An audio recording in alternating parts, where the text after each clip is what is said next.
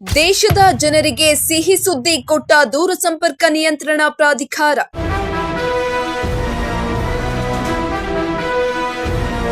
ಇನ್ನು ಮುಂದೆ ಸೈಬರ್ ವಂಚನೆ ಮತ್ತು ನಕಲಿ ಲಿಂಕ್ಗಳ ಬಳಕೆಗೆ ಬೀಳಲಿದೆ ಕಡಿವಾಣ.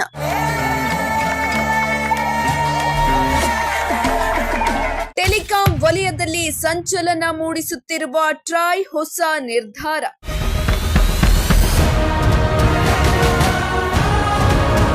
ಎಸ್ ವೀಕ್ಷಕರೇ, ಟೆಕ್ನಾಲಜಿ ಬೆಳೆದಂತೆ ಒಳ್ಳೆಯದಾಗುವುದರ ಜೊತೆಗೆ ಕೆಡುಕು ಕೂಡ ಉಂಟಾಗುತ್ತದೆ. ಈ ಮಾತಿಗೆ ನಿದರ್ಶನ ಎಂಬಂತೆ ಇತ್ತೀಚೆಗೆ ಹೆಚ್ಚಾಗಿರುವ ಸೈಬರ್ ವಂಚನೆ. ಪ್ರತಿನಿತ್ಯ ದೇಶದಾದ್ಯಂತ ಸೈಬರ್ ಪ್ರಕರಣಗಳು ಹೆಚ್ಚಾಗುತ್ತಲೇ ಇವೆ. ಜನರನ್ನ ವಂಚನೆ ಮಾಡಲು ಈ ಹ್ಯಾಕರ್ಸ್ಗಳು ಹೊಸ ದಾರಿಗಳನ್ನ ಕಂಡುಕೊಳ್ಳುತ್ತಿದ್ದಾರೆ. ಯಾವುದಾದರೂ ಆಪ್ ಮೂಲಕ ಕರೆ ಮಾಡುವುದು, ಇಲ್ಲವೇ ಮೆಸೇಜ್ ಕಳಿಸಿ ನಿಮಗೆ ಬಹುಮಾನ ಬಂದಿದೆ, ನೀವು ತೆಗೆದುಕೊಳ್ಳಲು ಇಷ್ಟು ಫೀಸ್ ಕಟ್ಟಿ ಅಂತಾನೋ, ಇಲ್ಲವೇ ನಿಮ್ಮ ಬ್ಯಾಂಕ್ ಖಾತೆ ಹ್ಯಾಕ್ ಆಗುತ್ತಿದೆ, ದಯಮಾಡಿ ನಿಮ್ಮ ನಂಬರ್ಗೆ OTP ಬರುತ್ತದೆ, ಅದನ್ನು ನಮಗೆ ಕಳುಹಿಸಿ, ನಿಮ್ಮ ಅಕೌಂಟ್ ಸೇಫ್ ಮಾಡುತ್ತೇವೆ ಎಂದು ಮೆಸೇಜ್ ಕಳುಹಿಸಿ ವಂಚನೆ ಮಾಡ್ತಾರೆ. ಹೀಗೆ ವಿವಿಧ ರೀತಿಯಲ್ಲಿ ಈ ಟೆಕ್ನಾಲಜಿಯು ಜನರ ಪಾಲಿಗೆ ಕಂಟಕವಾಗಿ ಬಿಟ್ಟಿತ್ತು. ಇದೇ ಕಾರಣಕ್ಕೆ ದೂರಸಂಪರ್ಕ ನಿಯಂತ್ರಣ ಪ್ರಾಧಿಕಾರವು ಹೊಸದೊಂದು ಮಾರ್ಗಸೂಚಿಯನ್ನ ಜಾರಿಗೆ ತಂದಿದ್ದು ಖದೀಮರಿಗೆ ಇನ್ನು ಮುಂದೆ ಕಡಿವಾಣ ಹಾಕಲು ಸಿದ್ಧವಾಗಿದೆ. ಯಾವ ನಿರ್ಧಾರವನ್ನ ಈ ಟ್ರಾಯ್ ಮಾಡಿದೆ ಅಂತೀರಾ? ಈ ಸ್ಟೋರಿ ನೋಡಿ.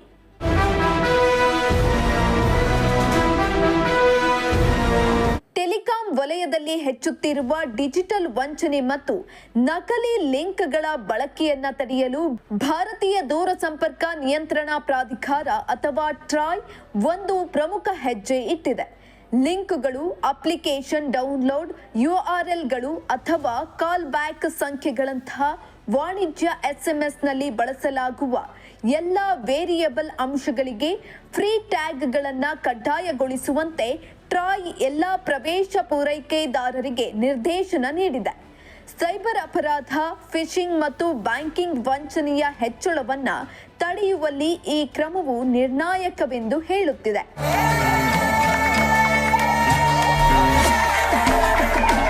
SMS ಟೆಂಪ್ಲೇಟ್ಗಳಲ್ಲಿ ವೇರಿಯೇಬಲ್ ಕ್ಷೇತ್ರಗಳನ್ನು ಈಗ ಮೊದಲು ಗುರುತಿಸಬೇಕು. ಇದರಿಂದ ನಿರ್ವಾಹಕರು ಅವುಗಳನ್ನು ಸ್ಕ್ಯಾನ್ ಮಾಡಬಹುದು ಮತ್ತು ನಕಲಿ ಅಥವಾ ದುರುದ್ದೇಶಪೂರಿತ ಲಿಂಕ್ಗಳನ್ನು ತಕ್ಷಣವೇ ನಿರ್ಬಂಧಿಸಬಹುದು ಎಂದು ಟ್ರಾಯ್ ಸ್ಪಷ್ಟಪಡಿಸಿದೆ. ಲಿಂಕ್ಗಳು, ಅಪ್ಲಿಕೇಶನ್ ಡೌನ್ಲೋಡ್ ಅಡ್ರೆಸ್ ಅಥವಾ ಕಾಲ್ ಬ್ಯಾಕ್ ಸಂಖ್ಯೆಗಳಂತಹ ಸ್ವೀಕರಿಸುವವರನ್ನ ಅವಲಂಬಿಸಿ ಬದಲಾಗುವ ಅಂಶಗಳಾಗಿವೆ ವೇರಿಯೇಬಲ್ ಕ್ಷೇತ್ರಗಳು. ಈಗ ಈ ಅಂಶಗಳನ್ನು #URL #ಕಾಲ್ ಬ್ಯಾಕ್ ಮತ್ತು #ಆಪ್ ನಂತಹ ಟ್ಯಾಗ್ಗಳೊಂದಿಗೆ ಟ್ಯಾಗ್ ಮಾಡುವುದು ಕಡ್ಡಾಯವಾಗಿರುತ್ತದೆ. ಸಂದೇಶದ ಯಾವ ಭಾಗಗಳು ದುರುದ್ದೇಶಪೂರಿತ ಲಿಂಕ್ಗಳನ್ನು ಹೊಂದಿರಬಹುದು ಎಂಬುದನ್ನು ಗುರುತಿಸಲು ಮತ್ತು ಅವುಗಳನ್ನು ತಡೆಯಲು ಇದು ನಿರ್ವಾಹಕರಿಗೆ ಅನುವು ಮಾಡಿಕೊಡುತ್ತದೆ.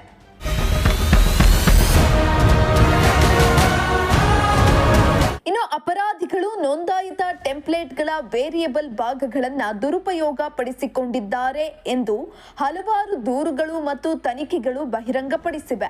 ಟ್ಯಾಗ್ ಮಾಡದ ವೇರಿಯಬಲ್ ಕ್ಷೇತ್ರಗಳಿಗೆ ದುರುದ್ದೇಶಪೂರಿತ ಲಿಂಕ್ಗಳನ್ನು ಸೇರಿಸುವ ಮೂಲಕ ಸ್ಕ್ಯಾಮರ್ಗಳು ಜನರನ್ನ ವಂಚಿಸಿದ್ದಾರೆ. ಇದು ಗಮನಾರ್ಹ ಆರ್ಥಿಕ ನಷ್ಟಗಳು, ಡೇಟಾ ಕಳ್ಳತನ, ಮಾಲ್ವೇರ್ ಸ್ಥಾಪನೆ ಮತ್ತು ಗುರುತಿನ ಕಳ್ಳತನಕ್ಕೆ ಕಾರಣವಾಗುತ್ತದೆ. ಪೂರ್ವ ಟ್ಯಾಗಿಂಗ್ ವಂಚನೆಯನ್ನ ತಡೆಯುವುದಲ್ಲದೆ ಡಿಜಿಟಲ್ ಸಂವಹನ ವ್ಯವಸ್ಥೆಗಳಲ್ಲಿ ಪಾರದರ್ಶಕತೆ ಮತ್ತು ಸುರಕ್ಷತೆಯನ್ನ ಹೆಚ್ಚಿಸುವುದು ಎಂದು ಟ್ರಾಯ್ ಹೇಳುತ್ತಿದೆ.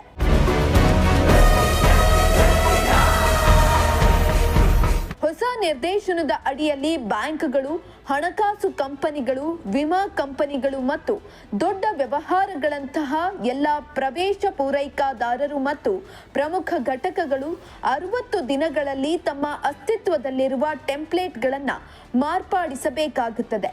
ಈ ಅವಧಿಯ ನಂತರ ಟ್ಯಾಗ್ ಮಾಡದ ಟೆಂಪ್ಲೇಟ್ಗಳಿಂದ ಕಳುಹಿಸಲಾದ ಸಂದೇಶಗಳನ್ನು ತಿರಸ್ಕರಿಸಲಾಗುತ್ತದೆ. ಈ ನಿರ್ಧಾರವು ಸ್ವಚ್ಛ ಮತ್ತು ಸುರಕ್ಷಿತ ಮೊಬೈಲ್ ಸಂವಹನ ಸೇವೆಗಳನ್ನು ಅವಲಂಬಿಸಿರುವ ಲಕ್ಷಾಂತರ ಬಳಕೆದಾರರಿಗೆ ಪರಿಹಾರವನ್ನು ನೀಡುತ್ತದೆ ಎಂದು ನಿರೀಕ್ಷಿಸಲಾಗಿದೆ.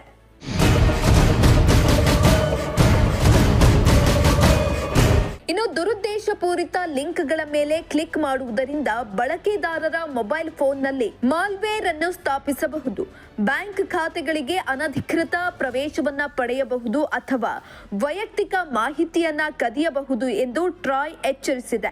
ಮುಂದಿನ ದಿನಗಳಲ್ಲಿ ಟ್ರಾಯ್ನ ಈ ಹೊಸ ಮಾರ್ಗಸೂಚಿ ಇಲ್ಲವೇ ನಿರ್ಧಾರ ಜನಸಾಮಾನ್ಯರಿಗೆ ಯಾವ ರೀತಿ ಅನುಕೂಲ ಮಾಡಿಕೊಡುತ್ತದೆ ಎಂದು ಕಾದು ನೋಡಬೇಕಾಗಿದೆ. Bureau report, Prajashakti TV.